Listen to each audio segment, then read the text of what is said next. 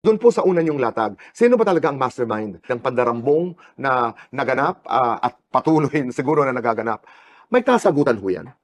Sino ba talaga ang mastermind dito? Doon nilinya namin kung sino dapat ang managot. Base na rin doon sa nakalap naming ebidensya, testimonial and otherwise, na nanggaling sa aming mga resource persons. So natukoy mula sa kanilang paglalahad ng kanilang individual sworn statements na siyempre, sangkot lahat eh. It's a conspiracy. Merong galing sa executive department sa magitan ng DBM, yung DPWH, executive yun. Sa panig naman ng House at saka ng Senate, nandun yung paglatag ng budget. Pero nagsimula yung budget sa NEP. Ang NEP nanggaling sa executive. Kapag sinala mo ito, malinaw na merong conspiracy. Hindi naman po pwede na nailatag ng isang tao lang kahit na ikaw ang chairman naman ng Appropriations Committee. Meron ka rin namang boss eh. Hindi totoo yung sinasabi nila na, ako nga yung pinakamataas dito. But I do not control the 80 committees of the House of Representatives. I can only supervise, but I do not control. Hindi ako naniniwala doon, boy. Kasi nagtagal ako sa House eh. I spent 18 years in the House of Representatives. Alam ko ang palakad nito. Hindi ka ma-appoint na chairman ng kahit anong committee, much less or much more, the Appropriations Committee, kung walang basbas ang leadership. Kung walang basbas, specifically, ang presidente ba o ang Speaker of the House? Manggaling muna sa Speaker of the House. So in this case, hindi pwede maging chairman si Zaldico ng APRO kung walang basbas si Congressman Martin Romualdez. Yes, boy. Okay. Talagang manggagaling sa kanya. Even the Vice Chairman. Are you in effect saying that Martin Romualdez is the mastermind, alleged mastermind of this whole mess? Isa siya sa maaring ma-pinpoint. And this is high time for Senator Ping Lacson to call him Okay. in the hearing. Right. And obviously, doon sa kanyang statement, now we're talking about the statement of former Speaker Romualdez, na para bagang for the first time, nakita ng marami sa bayan na may cracks ang relasyon niya with his own cousin, the president of this country, Ferdinand Bongbong Romualdez Marcos. Tama ho ba ang reading namin? Tama naman yun kung pagbabasihan yung revelations ni Saldico na meron siyang sinasabi, allegedly, na merong 100 billion per year na ini-insert sa budget. Ngayon, palagay ko yung statement ni former Speaker Martin Romualdez ay na-trigger nung sinasabing na-aresto na si Saldico. Please explain that to us. Paano siya na-trigger with that arrest of Zaldi in the Czech Republic? Eh kung talagang na-aresto siya talaga, no? Sa akin kasi may pagdududa ako. Si Saldico, nagkaroon na siya ng previous revelations installments. At ang dami niya, he spilled the beans already. Ayaw nga siyang tawagin ni Senator Lacson sa Blue Ribbon Committee for the simple reason that he respects the interparliamentary courtesy. Sabi ko nga doon sa isang sagutan namin, nilibas ng bansa natin. You're still respecting interparliamentary courtesy? Saan ka naman nakakita ka kung gano'n? Kasi ayaw nila talagang magsalita si Saldi. Sabi ko, pwede mo nang gawin yon. Kasi kung hindi ka in-advise ng legal staff mo, ako magsasabi sa'yo, Saldico can secure his own sworn statement in any country in Europe. I-apostille niya lang yun eh. And the Apostille Convention is already recognized by the Philippine Supreme Court. At inadapt na nga ito sa isang requirements natin. Sabi ko, pagka na-apostille yung kanyang sworn statement, pwede mo siyang paharapin sa committee kahit na by Zoom. Bakit hindi mo gawin? Eh, isang potential na witness siya. At dito, nagsabi siyang napakarami. Dinadala yung mga mali-malitang pera sa bahay mo, sa ganito. Eh, kailangan nating ipagharapin talaga. Bakit ayaw nilang gawin ito? Ito yung punto rito. Ngayon, kapag kung nahuli talaga, magkakaalaman dito. So, kaya siya gumawa ng statement sa aking palagay. O sige, nasa sa inyo. O dilaglagan na tayong lahat. Parang gano'n ang ibig niya sabihin. Okay. I cannot be the fall guy. Ibig niya sabihin, merong mas mataas sa kanya. Okay. Napakinggan namin yung statement, pero sususukan ko lamang yung statement ni Congressman Zaldico, accusing the President of the Republic as head, actually, nung nauna niya mga statements na lalo na yung 100 billion, inutusan niya si Budget DBM Secretary. Pagdating, siya ang tumawag pala sa kanya, kung tama ang aking pagkaalala. At sinabi niya, hindi kaya ito, i-insert ang 100 billion, kailangan hatiin, ang 50 billion dito, ang 50 billion. Tama ho ba ang aking pagkaalala? Yan ang sinasabi ni Saldico. Yan ang sinasabi ni Saldico. Oo, di ba? Dumikit yan sa ating isipan dahil doon siya nagpapaliwanag na ako'y nasa baba lamang. Hindi ako nasa taas may nagdidikta pa sa akin. Tama naman yun. Dahil kahit na ikaw ang chairman ng Appropriations Committee, hindi ka makakagalaw sa sarili mo. Hindi ganun ang system sa House of Representatives. In effect, that Palagi- was what Martin Romualdez also was trying to say, na medyo may collegial decision or hindi lang sila isa. Well, you use the word conspiracy theory, alleged, no? Oo. Kasi nga, hindi po pwedeng walang say si Martin Romualdez. Hindi pwedeng mangyari na si Saldi lang ang magdidesisyon sa sarili niya. Kaya kailangan palagi niyang kinukonsulta ang speaker. At hindi ako maniniwala at walang maniniwala na wala siyang approval sa lahat ng gagawin ng Appropriations Committee. Doon sa statement ni former Speaker Martin Romualdez, yun ang unang lumabas. Ang unang lumabas, parang may problema na kayo ng Malacanang, parang may problema na kayo ng pinsan mo. Dahil nga doon sa kanyang reference to the executive's participation in the budget process. Pangalawa, nagpangalan na. From Chis Escudero to Zaldico, Toby Chanco, pinangalanan niya. At para bagang ang sinasabi niya, I'm not gonna keep quiet anymore. Ano ang reaction niyo doon? Kasi nga, ang tingin ko, kung talagang lalabas na si Saldico will completely spill the beans. Hindi ko alam paano nila i-manage yun. Kasi sinasabi niya, 100 billion, allegedly, ang napupunta sa, ang nire-request ng Office of the President every year. O, magsimula na lang tayo ng 2023 hanggang 2025. Sabi niya, maging 2026, meron pa rin eh. So, paano sasagutin yun halimbawa? Ngayon, si Saldico ba magta-turn around 360 degrees? I don't think so. Kasi, i-reveal niya na to earlier. Pero, Sen, what is your take that the announcement that Zaldi had been arrested, kung na-arrest man, no, was the president? Yung sinabi niya na... As si president ang nagsabi na nahuli. Kasi ganito, boy, ako, padadaanin ko sa nalalaman ko. Under the Geneva Convention kasi, boy, any Filipino arrested in a foreign country, matitrigger yung tinatawag na consular notification process. That process will reveal as much detail as possible, like the complete identity of the arrested person, circumstances of his arrest or detention, yung kanyang documentation, the agency or the office, the court, or the prison, the police station, even detention facility where he is being held. And the future steps na gagawin ng state na may hawak sa kanya. This process was reiterated in many cases of the International Court of Justice. So kung hindi nanggaling yung information from a notification process, parang hindi totoo. Kasi kung talaga nanggaling sa isang consular notification process, the government must have published a summary of that. Okay. Hindi mo na kailangang pumunta sa Czech Republic na sinasabi nila na kailangan puntahan doon. Why would you do that? Why would you waste the people's money in doing that? You can check with the Czech Republic Embassy here in Manila. Malalaman natin kaagad eh. Pero boy, ba't sila nagpipilit pumunta sa Czech Republic at this point in time? Spring ngayon eh. Masyado bang maaga yung statement na ginawa ni former Speaker Romualdez? Tingin ko, na-trigger nga doon eh. Kasi kung nahuli nga, ipin-repair niya na yung senaryo kung anong mangyayari.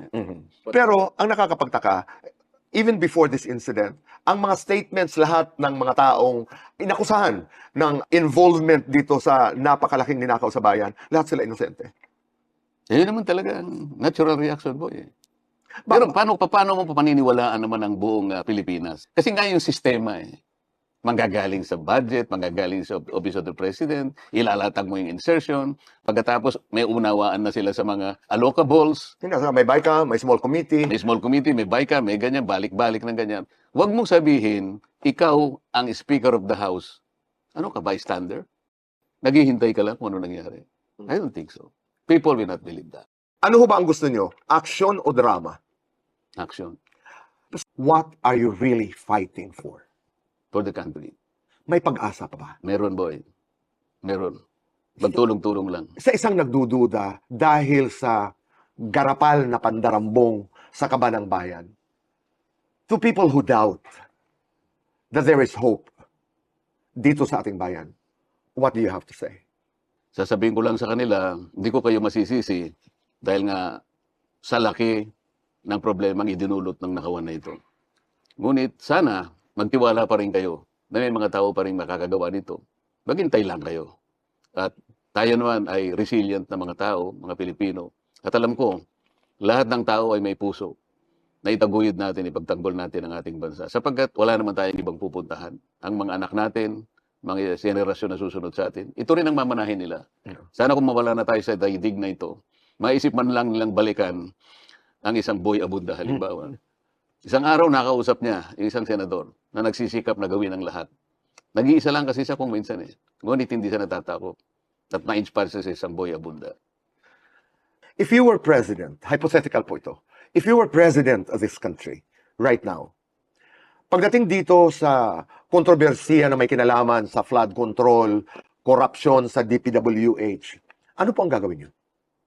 Kung akong presidente, hindi ko muna sasabihin, baka mamaya makapaganda sila.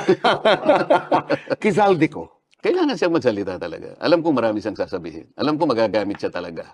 Sabihin mo na kako. Sapagkat kilala naman kita talaga. Hindi ka naman ganyan, alam ko. Kasi nung magsimula ka, nakita na kita eh. Mababa ang loob mo. Hindi ka mayabang.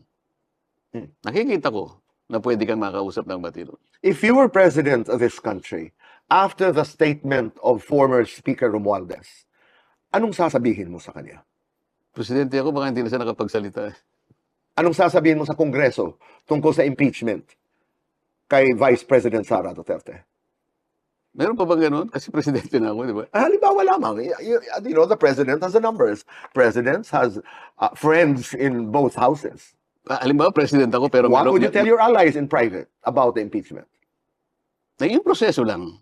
Kailangan, kung ano yung proseso, yun lamang. Huwag niyo sosobrahin ang proseso para maging katanggap-tanggap. Kasi kung ang ginagawa niyo, ilabas na sa proseso, nagsasayang tayo ng oras dito. Kasi pupunta rin naman sa Senado yan eh. So huwag niyo nang patagalin niya. Kung naging halimbawa, meron ng yung form and substance na established na eh, di ba? Tapos meron ng declaration about that the complaint is alleges some grounds, di ba?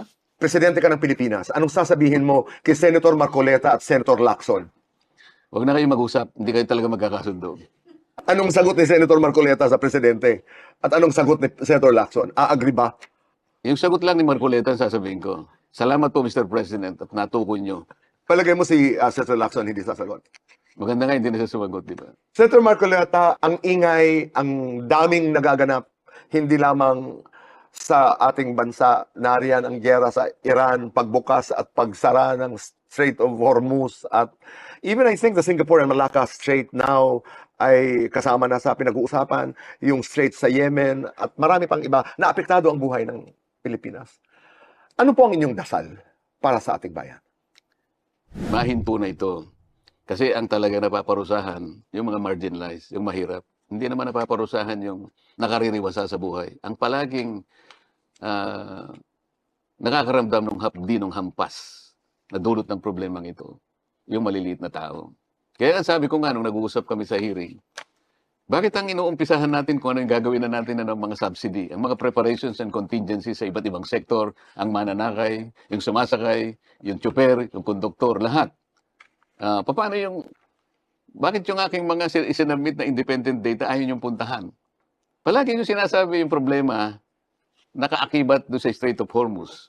Hindi naman na pinag-uusapan, pati yung Suez Canal at yung Malacca Strait is completely shut down. Hindi totoo yun. Kalimutan muna natin yung dalawang pinag-uusapan natin. Sapagkat sinasabi ko sa inyo, our data coming from the tanks of two biggest refineries in the world. I'm talking about the Rotterdam Refinery and the Petronas Refinery in Malaysia. May mga tangkid sila doon, boy. Hindi nyo ako ma-justify that after 2 weeks, bigla na lamang sumipa from 55 to 125 or a difference of 70 pesos. DOE cannot even speak. I wanted to tell them, boy, I will help you explain this to the people. Gipit na gipit ang tao, nagsisikip pa yung dibdib. Maibsan lamang yung sikip na yung kung may paliwanag ninyo. If you cannot explain it to me now, then we cannot explain it to the people. Nakalipas pa yung about 20 days. The DOE was not even able to investigate and validate the accuracy of the independent data that I have submitted to them through the committee chairman. Eh, sabi ko, paano gagawin natin? Talaga bang meron tayong crisis? Sabi ko. Pagkatapos unti-unti, binababa nila, boy. Pero ang pagbaba, boy, kagaya ng sinasabi ko, it's like the rockets and feathers irony. This is focusing the asymmetry in prices. Like kapag tumaas ang presyo, they shoot like rockets. But they fall like feathers when the prices drop. Ganun ang nangyayari sa atin. But the question is, do we have really a crisis? Eh nandito, hindi nyo binabalidate. Kasi baka binalidate yung totoo eh. Why don't you get 50 pesos lang sa Singapore? Sa mga kaso ngayon na pinagdadaanan, ibabalik ko lamang, may makukulong bang malalaking mga isda? Bakit naman hindi? Kung talagang gagawin lang natin Mm. ang tama. Yun naman ang dapat gawin eh. Sen Dante, mapangahas, 1 to 100, can you rate the performance of the president of this country? 1 to 100. Ikaw naman ba kaya mo rin i-rate yun? It does not require a Rodante Marcoleta to rate him. Senator Dante, ikaw isang senador, you're a father, you're a son, you're a husband, you're a friend. But who are you first? I think I am a citizen who loves this country. Foremost. If you were to write your epitaph, sige nga, subukan natin. I mean, Gusto 50 years, 100 years from now, people will look back. Yes. And you wrote that epitaph. How would that go? Rodante Marcoleta, isang taong maliit, ngunit piliin niyang gumawa ng malaking bagay para sa kanyang bansa. Gano'n lang kasimple. Maraming salamat. Sino kina Zaldico, Tambaloslos o Cheese Escudero? Ito po yung 1 trilyong pisong tanong kung sino sa kanilang tatlo ang handang magpakulong. Ano ho? Sino sa kanilang tatlo ang handang magpakulong at aminin ang lahat ng kurakot at korupsyon ng non-bailable na kaso ng pandarambong upang pagtakpan ang kinikilalang hari ng kasalukuyang administrasyon. Bumuo na po kayo ng inyong sarili ninyong pananaw o opinyon. Kagaya po ng lagi kong sinasabi, hindi po kinakailangan na parehas tayo, hindi po kinakailangan sang-ayon kayo. I welcome dissenting views, dissenting opinion, dissenting views at dissenting voice dito po sa ating pahina. Subalit, tandaan po ninyo, unang inihulog si Zaldico. Sunod na itinapon sa ilalim ng bus si Tambaloslos. At ngayon, si Cheese Escudero naman ang itinambong sa ingrandeng sarswela o produksyon sa kaso ng pandarambong. Ano? Upang iiwas at huwag makasuhan si Bongbong na siyang tunay na salarin sa trilyong pisong kurakot at korupsyon. Subalit, kagaya po ng sinabi ko, huwag ho tayong magdiwang. Maging mapanuri, dahan-dahan, maging marahan, huwag mahulog sa kanilang patibong. Hindi pa tapos ang issue ng anomalya sa flood control corruption sapagkat, tandaan po niyo ito hindi pa napapanagot si Bongbong. Si Bongbong na siyang tunay siya po ang tunay na nasa likod ng pinakamalaking kaso ng pandarambong sa kasaysayan ng Pilipinas. Dinaig niya yung kanyang ama. Kanya yung ating pong patuloy na pagbabantay, paghingi ng transparency at accountability ang ating hiling ikulong si Haring Mandarambong. Kayo na po ang mag-analisa saan patungo itong mga salitaan nila na naglaaway kunwari yung magpinsan, dahan-dahan po tayo dyan. Hanggat hindi sila nakukulong, kagaya ng sinapit ni Bong Revilla, bantayan din natin yan. Baka drama lang yung pagpapakulong kay Zaldico, kay Martin at kay Cheese. Tingnan lang ninyo. Pero ang 1 trilyong pisong tanong nga, sino kay Zaldico, kay Tambaloslos at kay Cheese Escudero ang handang magpakulong sa ngalan ng pagtatanggol sa Haring Mandarambong? Kung ako naman sa kanila, lalabas na ako, sasabihin kong katotohanan. Si Martin Romualdez biglang tumahimik. Sinabi niya, nakiusap siya, diretso sa mamamayang Pilipino, ilalantad daw niya yung kanyang nalalaman. Mula nang siya'y lumabas hanggang sa ngayon, tahimik. Si Cheese Escudero, ever since nung huli niyang privilege speech, tumahimik. So tingnan natin kung nasaan ang kanilang puso sa labang ito, sila ba'y papanig na sa mamamayang Pilipino o ito nga po ay bahagi ng engranding planong Oplan Save the King, Save their Haring Mandarambong. So maging mapanuri, dahan-dahan, maging maingat, huwag po tayong sasabay sa mga maling propaganda. Proven na po yan. Hindi pwedeng itanggi ng pamahalaan na si Bongbong Marcos ay purveyor ng fake news. Bakit? hindi nila pwedeng itanggi na siya ang nagpakalat ng fake news na arestado si Saldico. No? So malinaw yan, gumagawa sila ng sarili nilang bokabularyo, no? At dagdag ko lamang, nagsampa na rin ng kaso laban kay BSP Governor Eli Remolona. Ito nga po yung pinag-usapan natin ng isang live. Violation po ito ng RA 9160, yung Anti-Money Laundering Law, RA 9160. Na amyenda na po ito ng RA 11521. At ang na-violate po ron, ang linabag po roon, yung Section 8-A, yun po yung nagpalakas talaga pagdating sa information, security, and confidentiality. Absolute po yun, hindi mo pwedeng ibuyang-yang yung bank records, bank details, bank transaction. No? Kaya naman, ang halaga ng piso, bagsak. 61.45 po kanina, base po sa hanggang ngayon. 61.45 pag titingnan po ninyo yung published rate ng BDO. Ang palitan po ng piso kontra dolyar, ang isang dolyar ay 61 pesos and 45 centavos na ang halaga. Bakit? BC ang BSP sa pangingialam at pamumulitika diyan sa impeachment, sa huwad na impeachment, nagpapagamit. At bago tayo magpaalam sa inyo, pakikita ko lang muna, sariwain natin muli, pakinggan niyo po muna. Ito po yung pinuno ng House of Representatives Committee on Injustice. Hindi po mangyayari without the consent of the Speaker of the Congress of the Philippines. At ito po ang palagi ko sinasabi sa inyo, kung bakit bumaba nyo at bumaba ang biyaya sa 2nd District, it is because of our Speaker. So once again, let me say, kaya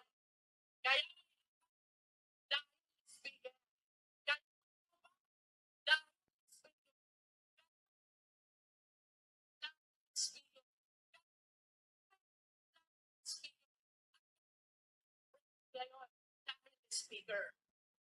Malinaw po yun. Kanya dito makikita mo statement ni Martin Romualdez, 2 tao lang daw ho ang may pananagutan pagdating sa budget. Chis Escudero and Saldico. Pero narinig ninyo yung naging pahayag ng tao niya. Di ba? Si Luis Tro. Lahat talaga dahil daw kay Martin Romualdez. So naguhugas kamay, mag-ingat po kayo. Baka tayo ay mapaglaruan muli, mabudol ho tayo. Maging mapanuri, mga kababayan.